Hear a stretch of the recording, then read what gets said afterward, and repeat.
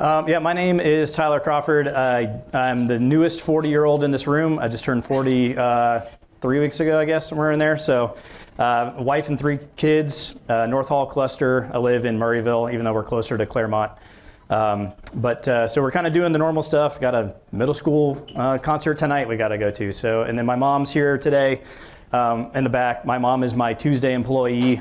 So I'm very thankful to still have a support group around me and try to make it work from home. So really up until 2021, unfortunately, I had no clue about local politics at all. I hate to say that I didn't care, but I couldn't tell you who I voted for. You kind of think of like that top ballot stuff, right? So I can tell you who I voted for president, kind of governor, okay, yeah. And then once you start getting into like judges and local people, I mean, I think at that point, unfortunately, I was just like, just get the ballot over with. So it was really a disservice to not only the community I was in, but obviously, as we know now, we're seeing a bunch of dysfunction, in local government. And the case that I'm going to try to make today is that the dysfunction is happening because we've avoided it for too long. We've abdicated our responsibility on knowing who we should vote for and why. Too often it's whatever reason it is. Sometimes it's incumbent, sometimes it's other kind of frivolous reasons. But generally, and I say this, when you point at somebody, right, there's fingers pointing back at you, right? So it's like it's not just us as a whole, it's me. It's just as much, right? My story is I didn't care before I had a real need for the commissioners. So before I get too far into it, we'll do this plug real quick. We are hawking t-shirts. So if you're into like the merch side of things, my name isn't anywhere on there. So the idea of the shirt was we combined the Join or Die, I think was that 1757? I don't know. If you're familiar with the Ben Franklin, there's a segment of a snake on the bottom. It says Join or Die. And put that together with the Georgia militia districts. And the idea there is kind of tying in with the fact that we've been avoiding local politics. For too long, I live in North Hall and I don't care about South Hall. I live in South Hall, I don't care about North Hall. And what we're seeing right now is there's 5 commissioners. We're getting 3 votes sometimes, we're getting 2 votes sometimes. Those commissioners are in charge of all of Hall County. So even though, yes, District 3 is North Hall and East Hall, they still vote on stuff in South Hall, right? They still vote on stuff anywhere else. So the Join or Die, the snake segment, was really to symbolize the disunity that we had in the colonial time period. And I would say kind of the same thing. That's what I was trying to hope to do with the shirt, which is that we sometimes have disunity in Hall County because we don't care about it because it happens somewhere else. So that was the idea for the shirt. Like I said, they're back there, so if you're interested in it, man, we'll sell you one in a heartbeat. So, but I guess I should start from the beginning. I don't normally tell people that I'm from California because around here it's like, he's from California. But I was born in California, if you couldn't tell by the accent. And my parents both worked for Lockheed. And so growing up, well, I wouldn't say growing up, but coming up in Burbank, California, Southern California, you don't normally think of conservatism, although I think of Ronald Reagan. Obviously, it's from California. And the first person I ever voted for was a guy named Duncan Hunter. And so when he was running in a presidential primary, it was just kind of he's from San Diego. But so there are conservatives in California, obviously. There's maybe they're not as vocal. But in a weird way, I want to give a little shout out to Bill in the background too. If you're familiar with Disneyland at all in Southern California, there's another amusement park about 10 minutes up the road called Knott's Berry Farm. And the guy that owned it, Walter Knott, kind of cultivated this conservatism in that area. And so it was really well known. I think he ran for Congress, but this real kind of interesting mix of an amusement park and conservatism, and I feel that way with Bill. He's opened up his doors several times to groups for whatever, and we were just talking about doing another event over there. And so in our small kind of way, our small amusement park, I guess, in Oakwood, I guess wherever you're at, Oakwood, Gainesville, I guess, something like that. But you kind of have this weird kind of like thing that happens. It kind of just organically sprouts up, and now all of a sudden there's kind of this little outlet of conservatism that grew up around kind of an amusement thing. So it's really neat to see that. So I appreciate Bill for you doing that. But anyway, so we moved in 1991. We left California behind. I always say that we left California before it was cool. Now everybody leaves California if you're conservative at all, if you have kids. But in 1991, I don't think there was really that many people leaving California. My aunt just moved to Nashville. That's another big one people have been kind of going to here as of late. But so we left California. I really say that I grew up in Marietta more so than I grew up in California. Left when I was 6. So few memories of California, but really more of Marietta. And so grew up there, graduated from high school, Sprayberry High School, went to 13th grade at Kennesaw State University. And so most of the time was really just in that avenue. And I thought I wanted to build race cars. And I got a chance to do that for a small amount, but really that's what brought us to Hall County. And so, of course, you know, we have Road Atlanta. We have, well, it's still kind of caffeine and octane raceway across the street, although I know it's going away. We have Atlanta Motorsports Park. So there is kind of a lot of race car stuff here in the area. So I went to Linear Technical College after Kennesaw State University, and that was the goal. So kind of went on that path, had a couple of small detours in the machining world, but got to the point where I opened up my own business. And it was through that process of opening up your own shop, your own business, that kind of thing, that all of a sudden now, again, if I was kind of this libertarian type, I'm going to ignore government and government's going to ignore me. Now when you have a business and now you have to have a license and now you have to have all this junk, and it's like, oh no, I actually have to use government for all this stuff. And what happened out of COVID was, COVID obviously changed everything. And one of the big things that happened out of COVID was my company was continuing to get more and more busy.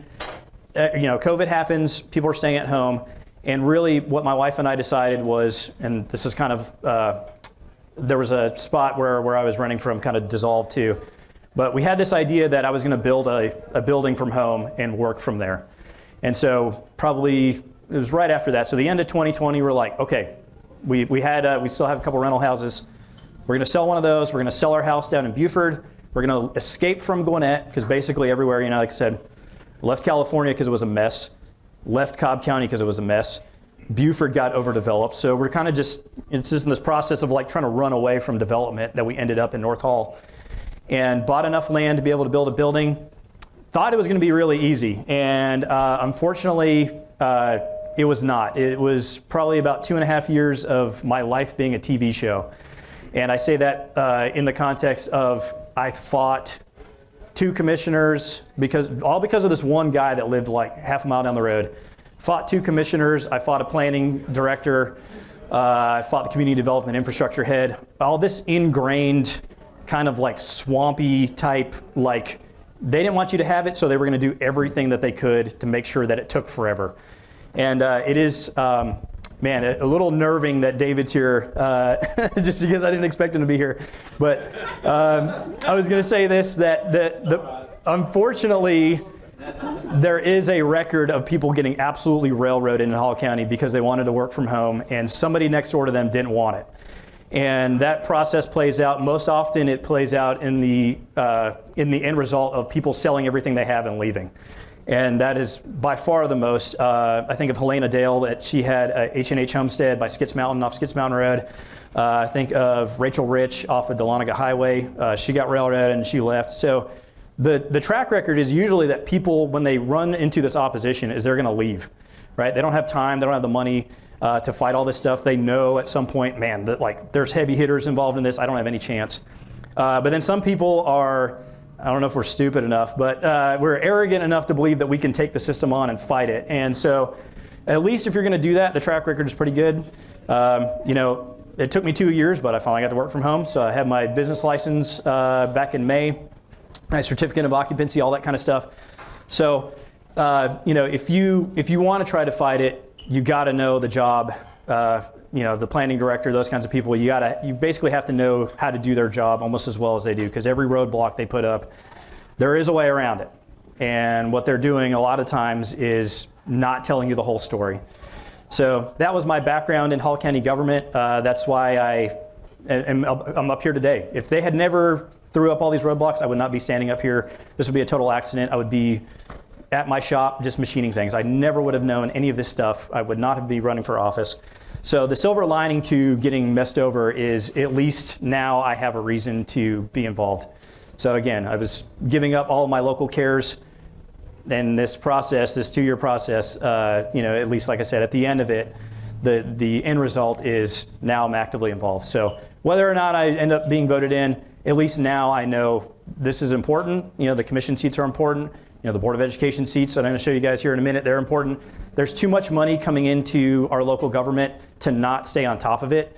And again, that's really probably not the people in this room. If you guys are showing up, you guys are voting, you guys are on top of things. But in general, when we look at the county, there's just not a lot of involvement, in that. So, but this is going to be kind of unorthodox because I don't really see a whole lot of politicians do this. Most of the time they're up there just talking about, stuff or whatever. When Lois brought up that I could have kind of like slides, I was like, okay, this is cool. We can nerd out a little bit. So if it gets too nerdy, just let me know. And you guys are like, just go to the next one. Okay. But this is my favorite book that I've probably ever read from a managerial standpoint. When I went to Kennesaw State University, I have a bachelor's of business administration. Like I said, I've run my shop now for going on 10 years. But this is the one book that I can think of. It's so good. So if you get a chance to read it, do it. I highly recommend it. It's called Good to Great. It's written by a guy named Jim Collins. But so I have a couple little excerpts from Jim that's out of this book, and I wanted to read it for you guys. And so kind of early on in the book, he describes this part. He says, the context for the book is he did a study for like 50 years. He was working at, I think, Colorado State University. And he did this study where he looked at like kind of the S&P 500, like the heavy hitters, like the Walmart, IBM, like the big companies that you think of. He went back and looked when they started, and what he did was a comparison between their competitors at the time.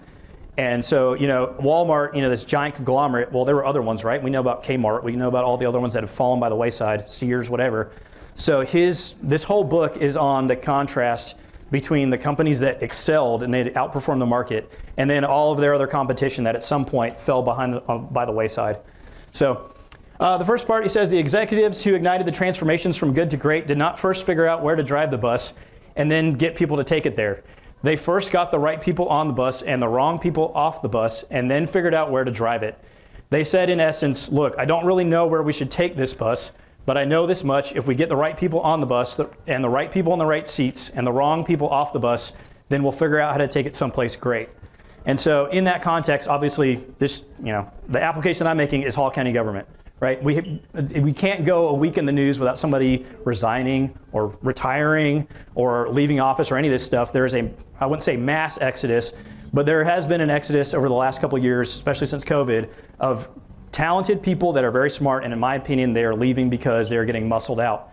So when I look at what's happened in Hall County government, this kind of like brain vacuum that is, like I said, left in the last 4 or 5 years, where is this coming from, right? So when we talk about what we're doing from an employee standpoint, what we should be doing in Hall County government, in my opinion, you got to find the right people first, right? So a lot of these positions that are open, there's a planning director position open right now. So when we're looking at who to fill these seats in, the other question is who's doing the filling, right? So you need to be aware of that. The other part on the bottom here, he talks about executive compensation. He says, it's not how you compensate your executives, it's which executives you have to compensate in the first place. If you have the right executives on the bus, they will do everything within their power to build a great company. Not because of what they will get for it, but because simply they cannot imagine settling for anything less. Their moral code requires building excellence for its own sake, and you're no more likely to change that with a compensation package than you're likely to affect whether or not they breathe. The good to great companies understood a simple truth: the right people will do the right things and deliver the best results they're capable of, regardless of the incentive system. And so when I think about, I did work for a pretty large corporation. I worked for the Remington Firearms Company for a couple of years. Yeah, so that was my first machine job, was building guns. But through that process, there was a Freedom Group, and then there was Cerberus Capital. So we were like under this umbrella of like this, Bob Nardelli was our CEO at one point. So we were under this giant umbrella, and it was like when I first started there, we had a small owner. We had about 20 people. The owner sells it to another company. They get sold or whatever. When I started there, it was the best place I've ever worked in my life. Every single day I was like, I cannot believe I get paid to like shoot machine guns and make silencers. It was like, this is the best job ever. And then we got sold, and then all of a sudden, the founder gets run off. They start bringing in the money people. So now it's no longer about how we can do R&D. It's about how we can make this product cheaper. So everything was about like basically devaluing stuff all the way down to, can we get 5 cents out of this part? Can we get 10 cents out of this part? It's like, I understand there's that part of it, but we're not giving kind of this idea of where we need to go. And that's what the founder had. So when we talk about, this kind of stuff, it's the same kind of thing, right? So, from Remington, the one thing that I really gathered from Remington is great employees solve problems before they become big problems, right? So it's like the people at the, if I go to the government building, the people that are at the glass, the people that are making $20, $30 an hour, the people that are at the bottom, if you have great people there, they solve problems before they get bigger. That was like the one thing that I really think about at Remington was like the more competent people that we had, the less returns that we had, the less RMAs, the less quality control problems we had, all of this stuff. And it was like, it just fixes itself because we have competent people and they know what they're doing and we've got them in place, and it's the right people for the right job in the right seat. So that's the one part, and I won't spend too much more time on this. Well, let's see here if we can go that way. Yeah, I really like this one. So this is, this is probably one of my favorite quotes from this book. Again, we won't spend, this is the last page of this book that I'm going to use. But this quote here is, "We don't have great schools principally because we have good schools. We don't have great government principally because we have good government. Few people attain great lives in large part because it is just so easy to settle for a good life. The vast majority of companies never become great precisely because the vast majority of them become quite good, and that is their main problem." And so, when I look at that same process played out every time, just anecdotally what I've seen, that's 100% right. That's why I love the book, because it's like, this is all the stuff I was thinking about. It's just some guy wrote it all down way better than I could ever say it. And but that's what I think about a lot when I think about what we've done from Document Center. And this is going to get kind of in the weeds a little bit. But when I see some of the policy changes that Hall County government has done, and that has been as small as Document Center, the county government was taking applications for variances or rezones and they were hiding them. They were not putting them online where they had been putting them for years. They were taking them off Document Center and then they were putting them in the agenda later. I brought this up a couple months ago. That policy, you would not pick that policy unless you wanted to hide it from people. Why would you do that? That is such a stupid move to do that. You was fine, and then you pick something that was worse than what you had, just leave it alone. So it was like, okay, Document Center was terrible, the way that we do that. The signage stuff, and we're gonna get this in a minute, we only hold ourselves to a certain threshold where we send signage out, or we send letters out to people that are in 500 feet. I'm going to try to make a case later that we need to be sending it out to everyone that's done in the traffic study. So when a developer brings a application forward, they say, well, we did a traffic study on this road and we did it here at this intersection. We didn't send a letter to those people. So why are you referencing something where you didn't send them a letter and tell them? You're taking their, you're counting their car, but you're not telling them that you're doing the development there. Again, when we have to look at everything that we do, why are we doing it? And if it's just good enough, and I've had this conversation online a couple times, we do what's just lawful, right? Oh, well, the law says you only have to do this. Well, that's not good enough. What that threshold is of the law is such a low bar that, to me, in my opinion, it's a disservice to the people. The law happened because people were totally messing over other people, so I understand that's why the law came into being. But we can do such a better job with just the resources we already have. The people we already have, the infrastructure we already have, the ways that we can get things out. We already have this infrastructure ingrained into what we have as a county government. There's no reason not to use it for its fullest extent. So anyway, so like I said, I don't want to, we'll kind of get on. I know there's kind of a lot of little stuff here. Push it on. Let's see. There we go. This is just the last little, Scroll. Yeah. Scroll a little bit. There we go. This is just the last little part of this, and then we'll kind of move on from the, hopefully we can nail the, employment part of Hall County government. But this is his idea. So you have great leaders, then you pick great employees, then you figure out what you're going to go. The next part of his is disciplined thought. So you confront the brutal facts. This is everything that we think that we know is wrong currently in Hall County government. The big one I can tell you right now is short-term rentals. Short-term rentals are such a mess. We've tried a bunch of times to try and get the county to get short-term rentals squared away. That's an untanglement. I mean, that's a huge mess. That is going to be one of the brutal facts that they'll have to do. The community development infrastructure part of that, at least from my background and what little bit I know, there's a lot of little problems in there. And then you have what he has into a culture of discipline. So the idea that we had from Walmart was we got great leaders, we got great employees, we appropriately address the problems, and then once you do that, you know what the problems are and you make great choices, then that's what the breakthrough was. It wasn't, the whole point of the book was not that it's some special thing. It wasn't some special product or it wasn't some special whatever. It was the boring normal processes. It was all the little stuff that I hate the saying of don't sweat the small stuff. You have to sweat the small stuff. If you want to be great, you have to sweat the small things. That's not appropriate to just say, oh, it's too small, it's not enough money, just ignore it, whatever. You create a culture of mediocrity if you ignore the small things. So that's the whole idea. That's what, we really should be doing, in my opinion, again. So, and then now I'll get into a little bit more specific kind of Hall County stuff. I know this was kind of real generic as far as what we're looking at. Oh, yeah, let's do this real quick. Yeah. Okay. So this is going to dovetail, you guys that are in elections or whatever, you guys already know this, if you're in the board of election stuff. But this is going to speak to the problem that, again, what I think of as we are ignoring, as an electorate, we are ignoring Hall County government. And so there's 225,000 people in Hall County. There's 141,068 people that are registered to vote. Guess how many people are voting? Yeah, abysmal numbers, right? 17.5% of the people that can vote do it, right? And this was the last election. This was November 4th, right? So this is our FLOST election. And then if you live in a city, that was your city leaders. So this is where all the problems that, in my opinion, they all come back to this. Nobody cares. So, I use this in reference of, and we're going to do this kind of with a couple things, comprehensive plan, SPLOST, all that kind of stuff. But 17% of the people in Hall County are deciding what's happening in Hall County, right? So a terrible, terrible way to do it. And I know there's a different conversation about motivating people and all that, but hopefully the idea here is that these things are important. That's my personal philosophy on it is if we can convince people that they're important, then they're going to go do it, hopefully, right? So again, we'll probably reference this maybe a little bit later, but this last election again for SPLOST. Oh, that was another thing. I think that's the next one. Nope. Yeah. Oh man, sometimes all right. So David, I know, is intimately familiar with this one. So this is our SPLOST breakdown. All right. So again, don't forget, 17.5% of Hall County decided this. 17.5% of Hall County decided what we do with $440 million. That is stupid. Like that is such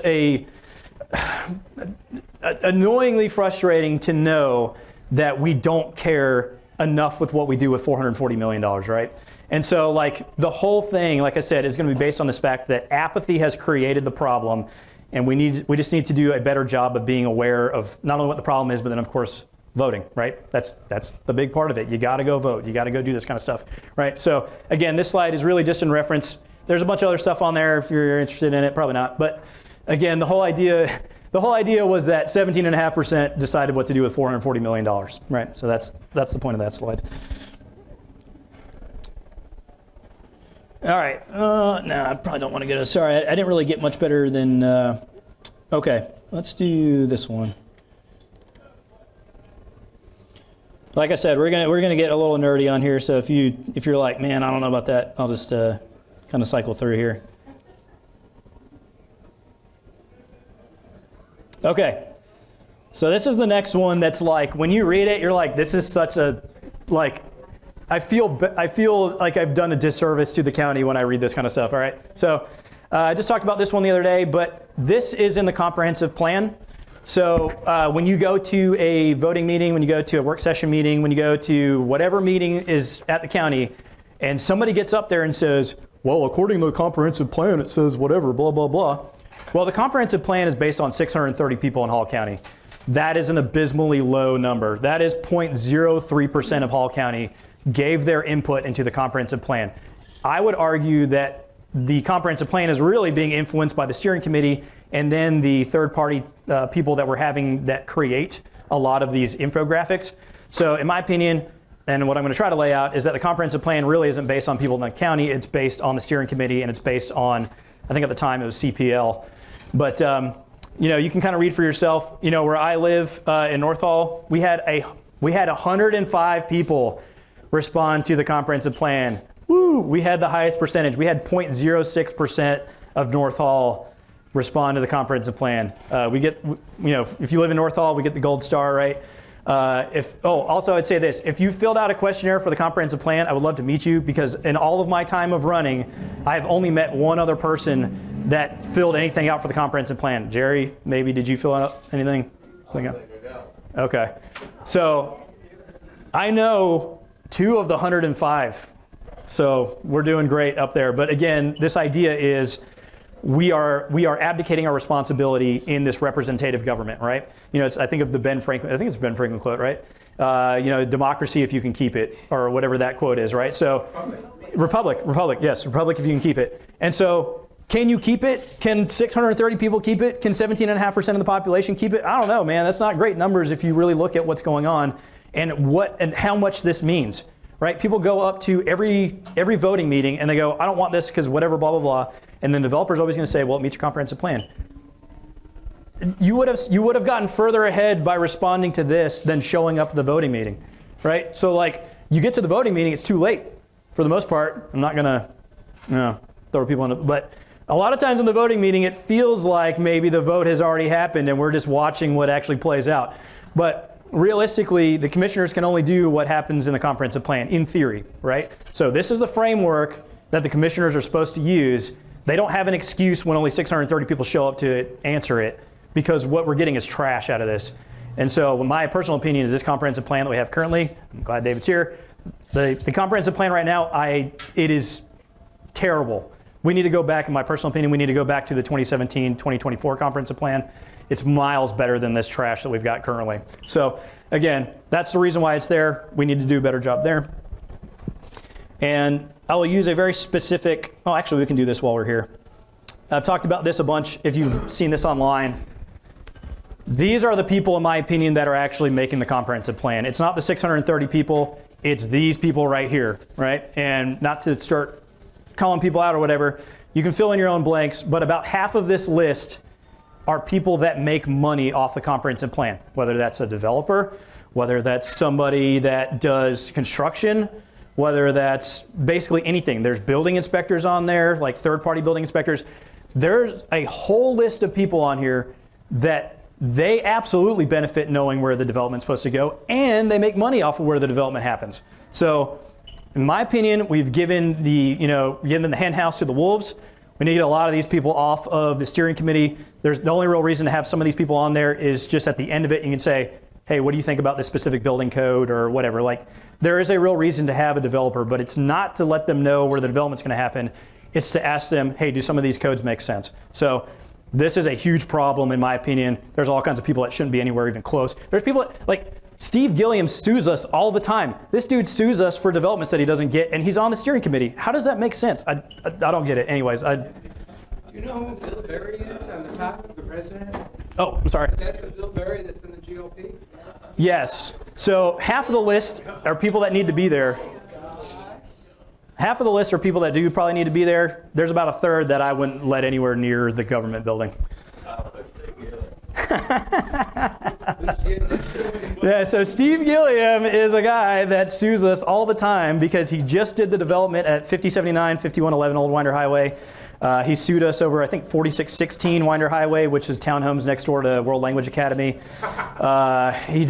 Basically any development that you see off of 53 or 211, Steve Gilliam is doing that right now. He's very tied in with two of the other commissioners. He's very tied in with a guy named Cameron Henderson. And I don't even mean to get in the weeds on that, but if you want to go into the tinfoil hat on Cameron Henderson, oh my gosh, dude. So I have asked that, and apparently, you can fill us in, I am under the impression that the county administration appoints these people. I have asked, I did talk to, where is it? Brent Hoffman. Brent Hoffman is no longer a realtor. He works for the Georgia Land Bank Trust or something, whatever the name of that is. Kent Henderson reached out to me when I did this video, and he said, he's like, you're mostly right. He's like, I just want to clarify a couple things. And so Brent Hoffman, Brent told me, and I can pull up the message if you want it. He was appointed by the county administration for that role. So again, that's kind of in a back room. How do these people end up there? It's, yeah, I mean, if we want to put names out there, we can, I guess, but. Brent is my friend, he's a good guy. Yeah, and actually I like Brent. And he said part of the problem that he had with it was, and that's why he left being a commercial realtor and why he's in the Georgia Land Bank Trust, is that he saw what was coming and he was worried about the green space that we have in Hull County. So again, not everybody on this list is bad. But there are some people, like I said, don't need to be there. This is another indictment, I think, of why we've ignored the comprehensive plan and why it's a problem. This kind of blows me away that this is in the comprehensive plan, by the way, because if you read it, it's like 300 pages, so I get it if you haven't read all of it. But somebody put this in here, and the commissioners signed off on it. So it says between 2018 and 2022, Hall County approved 94 rezonings. An analysis of those rezoning cases shows that 66% of them were compliant with the land use framework set forth in the 2017 comprehensive plan. 20% of them were not compliant, and the remaining cases were unclear as whether or not they complied. I can tell you right now they didn't comply because, for one, they were a question, but two, they were all spot zonings, and that's why they tried to say, well, they weren't sure, because the comprehensive plan might have called for that in a corridor overlay district, but ultimately it was the first one that was there. So again, this is fallout from ignoring the comprehensive plan. So we've got 66% of the time in the past now. We have different commissioners now, so some of them are. But 66% of the time they followed the comprehensive plan. Well, what does that tell you? Right? 34% of the time they didn't follow the comprehensive plan at all. They just did whatever they wanted. So again, if you give the commissioners trash, then they're free to do whatever they want. We have to make sure that we do a great job with the comprehensive plan, and then we hold their feet to the fire and say, hey, look, the comprehensive plan says this. You can't do this because it says this. So again, that's just a little blurb about why it still matters. And we're going to get into this here. This is my favorite one from as of late. Okay. So this is the 2017 comprehensive plan that just ended in November of last year. The commissioners voted to approve it. What you will notice here, and up here is 4745 Cagle Mill Road, and we're going to zoom in on this in a second. This just got passed Thursday. So last Thursday, 3 of the commissioners voted to approve 4745 Cagle Mill Road. Okay? And I said this in a video that I did, the developer that wanted to do this development, like 5 times he referenced the comprehensive plan. So this is the problem with ignoring the comprehensive plan. So a year ago, this is what would have been in the comprehensive plan. This is a rule designation. All right, so don't forget, it's up here. Here's Cagle Mill Road right here. This development is right here. It's a rule designation, okay? All right, when we look at a rule designation in the old comprehensive plan, again, this is the 2017 comprehensive plan. It ended last year. Down here it says, this includes the use of conservation subdivisions to maximize the amount of open space in new residential developments that develop under current zoning that allows minimum lot sizes of 1.5 acres. Okay, so our old comprehensive plan said 4745 Cagle Mill Road, minimum lot sizes of 1.5 acres. Well, if you were there last Thursday, you know they weren't anywhere even close to that, right? Because the new comprehensive plan, unfortunately, the new comprehensive plan, and I guess I'll need to, oh shoot, maybe not. Well, I'll skip that, okay. All right. So 4745 Cagle Mill Road got moved into this suburban neighborhood low density, okay? So while nobody was paying attention, and dude, I didn't even say anything. I remember I went to the meeting where they passed the comprehensive plan. I didn't say anything because most of the time, you know, this packet's 330 pages or something like that. This is where they hide stuff. So suburban neighborhood low density, which is what it is now, right? So here, you know, this year, depending on the character area and what zoning districts they allow, residential densities can be up to 2 dwellings per acre or up to 8 dwellings per acre. Right. So it went from, right, minimum lot sizes of 1.5 acres, the same lot a year later, now they allow for RX, which is residential mix, and allows up to 8 dwellings per acre, which is part of what they passed. They passed townhomes in there. So now there's 323 units that they crammed into this, I don't remember what it was, 80 acres, something like that, okay? So before, you probably could have only built 60 houses out there, but now you have 323 townhomes out there. And that only happened in the year. That's because we ignored the comprehensive plan, right? That's because these dudes work in the background. They're influencing the plan, okay? So all of this stuff came about while we weren't paying attention and while nobody really cared about suburban neighborhood low density. That's what happened. So now what we're fighting is the commissioners have to go by, well, they have to go by this, but the commissioners are supposed to adhere to this, right? But nobody I've ever met wants this out in District 3. Like, I've door knocked, I've probably talked to 200 people at their front door. I've not met one person that wants a development next door to them that's 8 dwellings per acre. Not one of them. And that's from Ben Parks Road, where there was an application. I'm sure it's going to come up once the moratorium ends. That's all the way from Ben Parks Road. I've talked to people on Cagle Mill Road. I've talked to people anywhere and everywhere in between. Nobody up in North Hall or East Hall wants 8 dwellings per acre, but that's what it says. So when we go to the meeting, the developer, of course the developer is going to go up there and say, well, that's what the comprehensive plan says. Yeah, because 630 people gave their input to the comprehensive plan. So this is what happens when you don't pay attention to government and you don't vote and you don't do all that kind of stuff. This is the kind of mess that happens, right? So, and now we're going to transition into the problem with passing high density. Oh, this was the picture I was looking for earlier. This is 4745 Cagle Mill Road. So this is just to let you know what the change was, right? When everything was green, now it's yellow. Okay, so this is this lot that they just passed last Thursday. All right, let's see here. And now, yeah, let's do this real quick. Okay. So, all right. Am I like boring you guys? Is this like, okay, we'll keep going. Okay, cool. All right. Okay, so this is 2 parts of the comprehensive plan. So this right up here, this is the 2005 comprehensive plan. Okay, so this is 20 years ago. This is what they said in Hall County. This is the existing land use inventory. They had 70,000 acres of agricultural forestry land. They had 100,000 acres of undeveloped land. So in 2005, AR, agricultural residential, there was 171,098 acres in Hall County in 2005. That's how many acres of agricultural residential we had. In 2025, we have 116,290 acres of agricultural residential. So in 20 years, if you're wondering what happens when you ignore the comprehensive plan, in 20 years, we've changed into, commercial developments, neighborhoods, whatever. We have developed 32% of agricultural residential in the last 20 years. So we're on this, if you want to call this trajectory, right? So if we keep going, this is what happens in 20 years, right? So you lose 60,000 acres. In 40 years, we're going to have even half of that. In 60 years, we're not going to have any agricultural residential. We're going to look like Fulton County, I guess. I don't know. So if we continue on this path where we ignore county government and we ignore the comprehensive plan and we don't pay attention to what people are doing and stay accountable, then this is what happens in the interim, right? So if you are okay with ignoring the stuff, this is what happens in that situation, is we lose agricultural residential. So, yes.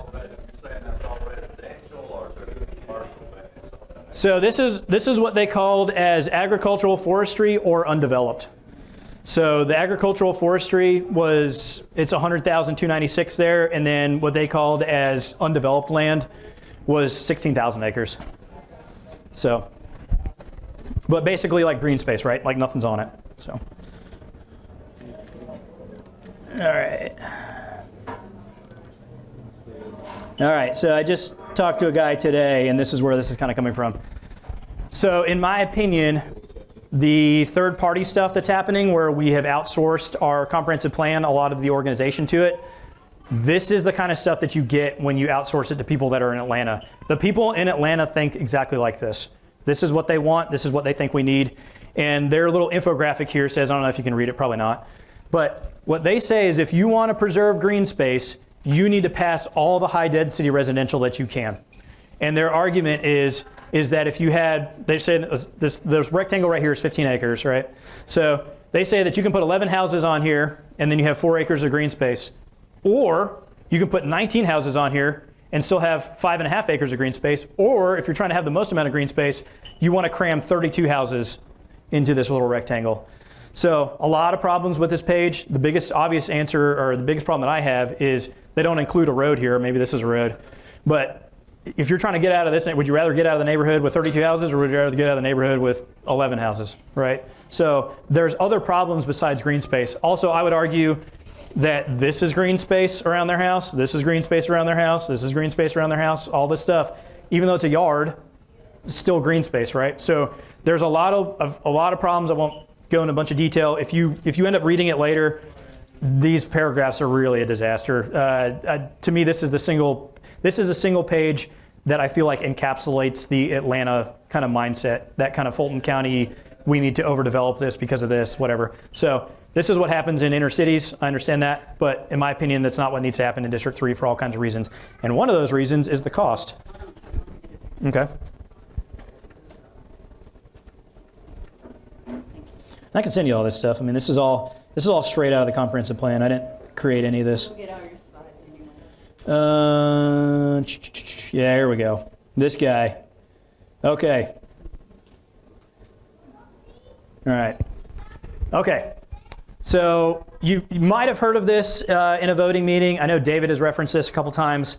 And I don't think when we were kind of originally talking about it, we knew exactly where it comes from. But it comes from page 131 in this year's, or the 2025 comprehensive plan. And up there on the top side, again, I know you can't read it, it says, the taxes generated by residential development do not fully pay for the services that it requires. And this is going to come up several times. The ongoing guesstimation is around, I think it's 15 cents per square foot, something like that. So when we have a rezone, like the 323 townhomes that are at 4745 Cagle Mill Road last Thursday, every single square foot of what they're going to build loses the county, or it costs the county 15 cents a square foot. So the more residential you pass, the more other junk you have to pass to be able to pay for it, or you start jacking the millage rate up, right? It's your only option. You got to balance the budget. So where's it going to come from? We either jack up the millage rate, or we pass more stuff, more commercial stuff, more industrial stuff to subsidize residential development, right? And so again, what they talked about here, there's a lot of neat, really a lot, like I said, you can nerd out in the comprehensive plan. I don't know if you're into that, but there is a lot of neat stuff. They tell you what they want to do. Like if you're like, well, where are they going to do development, or why are they doing this? It's in the comprehensive plan. Just unfortunately nobody reads it, and only 630 people influenced it. So in the comprehensive plan, they talk about 15 cents a square foot. What we've talked about before, which is really crazy, and I'll bring this slide up here next. This is only for government services. This does not include the school system. So the 15 cents a square foot, this is only for, like parks and leisure. This is for M&O. This is for the sheriff's office. This is for all the normal government type stuff. This does not include schools. So again, we're going to come back to this here in a second. When we talk about 15 cents a square foot, my rough guess is somewhere around $1.25 to $1.50 a square foot on the schools. And I'm going to show you how we get there in a second. But basically the idea here is that the more residential we pass, the worse it is for everybody here. Yes? I have to go to the doctor's appointment, but I don't want to make a comment before I leave. Sure. I was on planning commission in 1970s. Oh, do you need a microphone? Let's do a microphone. Yeah, there we go. We can't hear you, Dave. I have to leave. But I wanted to say this. I was on planning commissions in 1970s and 1980s. And we created a very prestigious community out of the community I was a part of. But what I will say to you is this. Since 1992, when Bush Sr.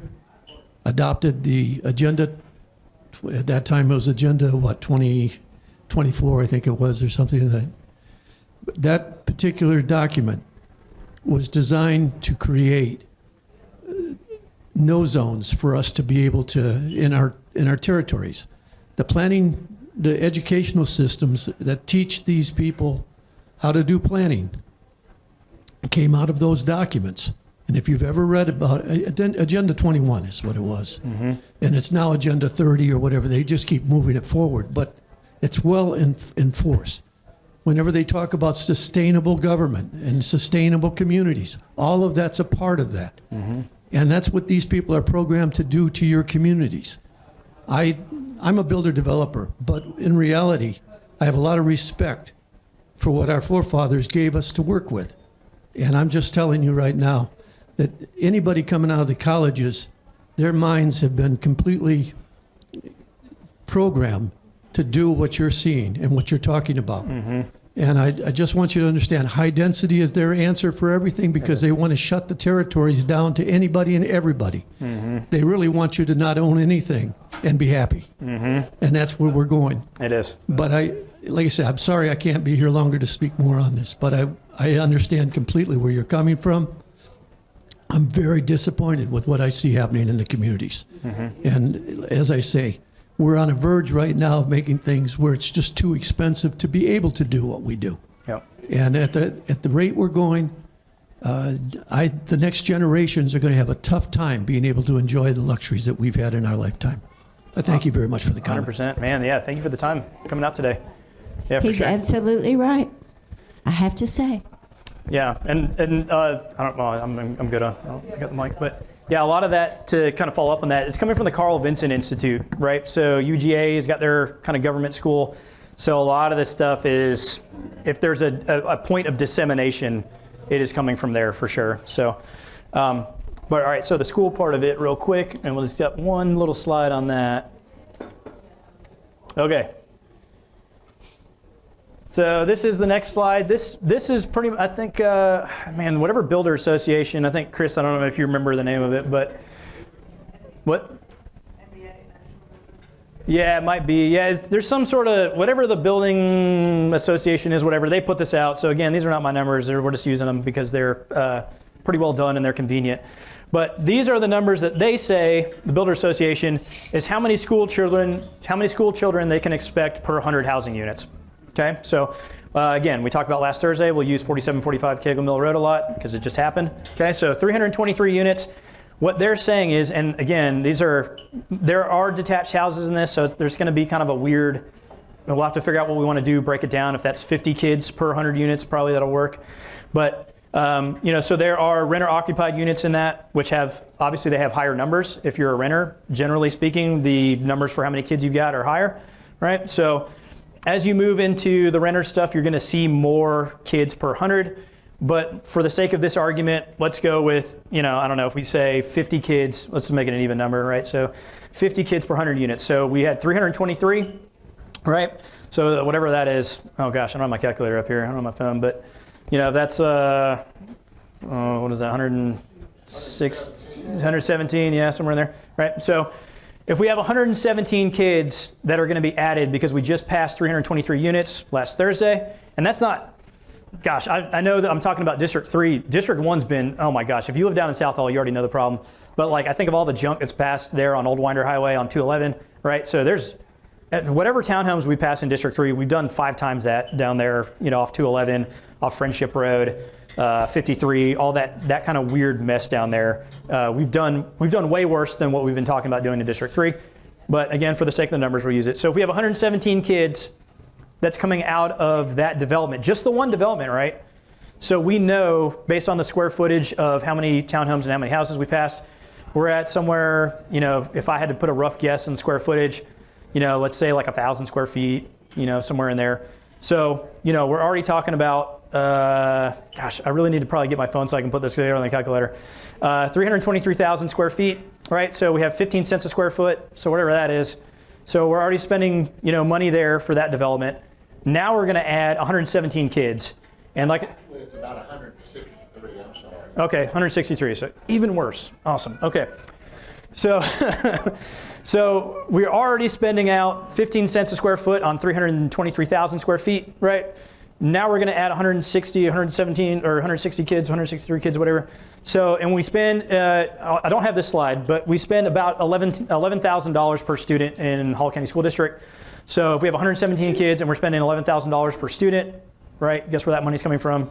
Okay, right? So again, the idea here is that passing residential is extremely expensive. Okay, again, the idea here is the more we pass of this stuff, the harder it is to be able to do anything, right? Because then you got to pay for roads, and you got to pay for schools, and you got to pay for fire, then you got to pay for police, you got to pay for all this stuff. So even though their answer was, and like the gentleman talked there, high density is the answer to everything. No, it's not. It is the answer for what happens in the next 12 months, but ultimately those costs associated with basically anything that anybody would use that lives there, those costs. Sewer, right? Sewer's a big one. We don't have a whole lot of sewer in Hall County right now. So all of those costs are now going to be depreciated out over years and years and years. So even though it looks great, when it passes or whatever, the cost is now going to be depreciated out over 30, 40 years. So now in 30, 40 years, the problem, of course, is then, well, how in the world are we paying for this stuff? So we got to make sure that we solve the problem first and get away from the high density residential. Nobody wants it. It's a loser for the county. We lose money on it. It's a terrible thing to pass. It can only really work in certain areas where you can already walk to things. That was another thing that I think I talked about with people that were on Cagle Mill Road. If you live in a townhome, why do you want to live 15 minutes from everywhere? Wouldn't you want to walk to things? If you live in an apartment, wouldn't you want to walk? That's I know somebody that lives in the Solus Apartments over here off Browns Bridge, right? Or Jesse Jewell. And it's they live there because they want to walk to the stuff in the square. Like, you wouldn't want to live in an apartment that's out in the middle of Lula, right? Like, I'm not going to say nothing. I don't mean to be offensive to Lula. But there ain't anything in Lula that you can walk to, really, unless you live right there in downtown, right? There's like a little convenience store. There's a pharmacy. That's it. There's no reason to walk around in Lula unless it's just your pure enjoyment and you're getting out and seeing things. So there's no reason to pass that kind of stuff out that way because people are just going to be on the road. All you know going into it, all that's going to do is make more traffic on 365. That's it. That's all that development is going to do. We are taking money from the taxpayers to build this junk. Only developers are really making money off of it. And then we're making it worse for all of us. That is stupid to do with our money. Why would we spend money to make things worse for everybody? I don't get it. Okay. So off the soapbox, we'll keep going here, but only a couple more slides. How much time do I have? Am I getting close? I've only got a couple little things left. Keep going. Okay. All right. Keep going. I have a question. Sure. What do you got? This is once a year, right, the comprehensive plan? No. So they have every 7 years. I can pull that up. 2024 comprehensive plan, 2025. And I'm looking right here, it says, citizens, one last chance to provide feedback on Hall County comprehensive plan. You have until March the 1st. They'll do midterm updates. So they will do, at like the 3.5 year mark, they will do a small update in case there were things that they didn't like in the Unified Development Code, or generally it would be code things. They wouldn't really probably change a master plan as far as like when we talked about suburban neighborhood low density. They probably wouldn't change that, but they might change like, in my opinion, I don't mean to soapbox on this stuff because, but when we look at like the Gateway Corridors Overlay District, like this road right here is a Gateway Corridor, like basically everything around here, we don't ever uphold anything and not David, but the commissioners, Well, that was voted in before I came in, okay? Yes. Yeah, it's not David. That's why I fall for a moratorium, okay? Yep. It's never been done in Hall County. Because we've got to change some of the stuff Tyler's talking about. It's very simple. They've never been proactive. They've always been reactive. Mm-hmm. That's a big problem for me. Our roads, our infrastructure cannot handle this frivolous growth. It can't do it. So when you pack all these homes in here and it costs 15, it's more than that, Tyler. But Yeah, and that was the number from 4 years ago. I'm sure it's a little more than that, and I did a little research myself. So right now in Hall County, we are 80% residential and 20% commercial. If you've got a brain in your head, we will never get out of that hole. And you, the taxpayer, will pay for that. Mm-hmm. You will pay for that. So we've got to get more commercial in our tax base because residential drains the absolute blood out of Hall County because of the resources we have to provide. Schools, we have to educate the kids. It ain't the kids' fault. Of course we want to educate the kids. Fire, EMS, our roads, our sewer, our water. Every bit of that costs money. So that's the reason that somebody's got to pay for that. Yep. Residential sucks the blood out of Hall County or any community. Mm-hmm. There's no profit in it. And we're not in it for profit. We're a service, okay? A government's a service provider. But when I say profit, I mean there's no benefit for the citizens. We've got to get it under control. Buford, for example, is 80% commercial and 20% residential. That's why they're rich. Okay? Well, there's several reasons. Like Tyler said, they've got a lot of good leaders in place. Number one, Philip Beer's been in there 52 years. You can like him or not like him, but Buford's awesome. They're debt-free. They do not borrow money. They just built a $52 million stadium and paid cash money for it. It was not built with taxpayer money, period. And the reason being is they've got good investments. Residential is killing this county. Developers go by square footage, which means Of course, they want to develop every square inch of this room because a square inch is money. That's what it's all about. And I'm not for 5-foot setbacks. I'm not for eight dwellings per acre. I'm not for that. That's why we have a moratorium right now. And we haven't really had a chance to really work on that because now we're dealing with the planning commission. Now we're dealing with all this other stuff that's came on us that we've had to deal with, unfortunately, which we hopefully will be done with that tomorrow with our hearing. Everybody knows there's a hearing in the morning at 9 o'clock. Nobody knows that? Yeah. We're having a hearing at 9 o'clock in the morning for the planning, at the government center in the same room as the meetings. Yes, the second floor. Yeah. So hopefully tomorrow we'll know where we're headed with that, to where it's been since September 15th, which there again, I agree with Tyler. You do not let problems fester. They get bigger and bigger and bigger, just to simplify what Tyler said. And we have always had a problem with that because certain people don't want to take responsibility. Well, we're elected to take responsibility. We're elected to take care of the people. We are elected to do what's right. And that's what I'm going to do. But unfortunately, it takes 3 votes to get any movement. And when you got me and Greg that's trying to do the right thing and 3 oppositions, well, guess what? It don't move the needle. And you want to talk about frustrated, come to my world. Because I feel your pain. I know exactly what you're going through. That's what I ran my campaign on, and David Gibbs will do what's right for this county. It takes a little more time, but it does happen. So hopefully, after 3 or 4, since September, hopefully tomorrow we'll have some direction on that. But anyway, you got to get the right people in the right positions, like Tyler said. You can't have wrong people driving the bus because you're going to the wrong place. You got to have the right people driving to the right place.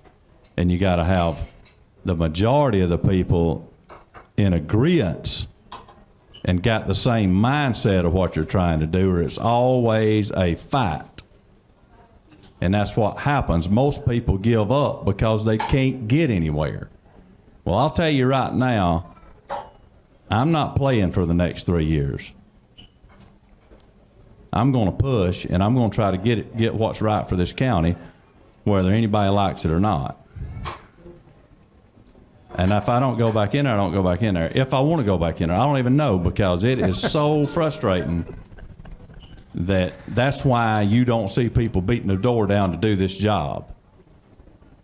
And I have a whole new respect for it. So get ready, Tyler, because as a district commissioner, I'm just going to tell you, and I'm going to be very blunt, you can't do nothing. Mm-hmm. Absolutely nothing. You have to come in and be cordial and try to get 2 more on your side, which of course you'll have me, no problem. And if we got 1 more, then we can get some of this stuff done that needs to be changed here in Hall County. Mm-hmm. But other than that, it's just like voters. How do you get people excited to vote? Well, I'm going to tell you, you don't get people excited until you get in their pocket or get in their backyard. And we've done both. Mm-hmm. And it's to the point now, their tax bills, they cannot hardly afford to live. That's why we're where we're at and everybody's paying attention. They've pushed it to the limit. And it's because of all this frivolous growth. I'm telling you right now, that's what it's about. And you can fault anybody you want to, but it comes back to the commissioners. I'm a commissioner, and I'll say that. It wasn't when I was in there, but it falls back on us, because if we don't approve it, it don't happen. And that's just the truth. So that's what we got to do. So good luck, Tyler. One thing I can say, I think, is what does everybody think is going to take to help David? Us, what we're doing right now. We are the ones that can get rid of those people. You got to hit base hits. You can't go in with a hammer. You got to hit base hits, and it will happen. It's happened. I can name 100 things I've done that behind the scenes that nobody really even knows about that really matters in this county. And I'm not here to brag. I'm not here to beat on my chest. I'm about results. So just stay tuned. I mean, I'm about results. That's the only way you can get anything done. You can sit here and talk all day long, but it don't get it done. And it's the most frustrating thing on the planet when I want to do something and I know it's the right thing to do, and 6 months later you end up right in the same spot, but you spent $100,000 to get there. That's your money. It ain't my money. But I can't do it without with 2 more votes. So it's the most frustrating thing you've ever dealt with in your life. But it will happen. I mean, these elections will have consequences. It does take us, the voters. It takes us to go get them out like we are the planning commission right now, right, David? But what we have is David helping us stay abreast of what he needs. So he tells us what we need and we go do it, right? Mm-hmm. So that's the only way we're going to get rid of it. Let me. Just a second. Okay. Oh, good. Can I ask you all, which ones of you know who your commissioner is? That's right. Please use the microphone. How many of you people know who your board of commissioner is? 1, 2, 3. I was at the meeting last week, and Kathy Cooper is mine, District 1. Mm-hmm. And she raises her hands for everything that I don't want. Yep. I haven't been to a board of commissioner meeting since Jody White got involved. I've been at the board of elections. You know who replaced Johnny Varner? David Kennedy. We got a non-veteran that replaced the veteran, Johnny Varner. He hasn't been to our Hall County meetings. He hasn't been to the state election board meetings.